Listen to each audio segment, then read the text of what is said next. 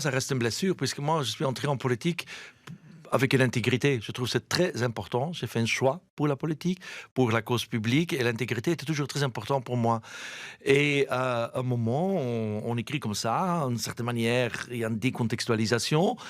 J'ai toujours été en transparence, et bouf, c'est là. Mais ce qu'on vous a reproché, c'était d'être très proche d'un Même lui-même a lobbyiste dit que d'Uber. j'étais pas Ouais. du tout très Ouais. proche. Je les connais, connaissance plutôt de la rue.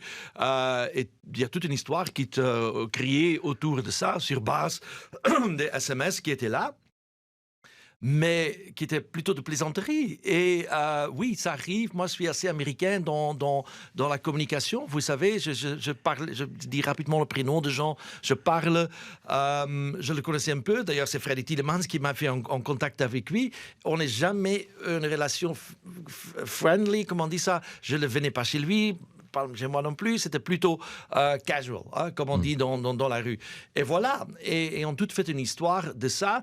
Et ce que moi je trouve grave, ce mot-là, allez, grave, c'est que ça a duré très longtemps que Ouais. j'ai pu me Vous défendre. estimez que vous avez été sali? Comment? Vous estimez que vous avez été sali? Non, puisque heureusement, beaucoup de Bruxellois savaient que c'était bullshit. Et on a vu ça aussi, mais ça fait quand même mal, tu sais, mal, profondément mal. Et mais je suis content que le Parlement a fait son travail, que j'ai pu me finalement expliquer et que tout le monde a bien vu, avec toute la documentation qu'on a fait ça en âme et conscience. Et c'est pas Uber qui a influencé moi. Moi, j'ai voulu influencer Uber à Bruxelles et de s'adapter son modèle à un contexte européen. Et j'étais toujours transparent avec ça.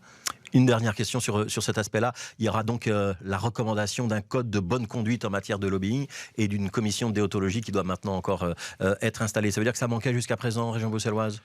Bah, je sais pas, je crois, ça dépend beaucoup. Même avec un code, tu peux avoir des gens intègres. Ça dépend vraiment de l'intégrité de la personne. Moi, j'ai toujours fait la différence entre intérêt personnel, public, et j'ai toujours cette intégrité, savoir ce que peut faire et pas faire, et écouter tout le monde.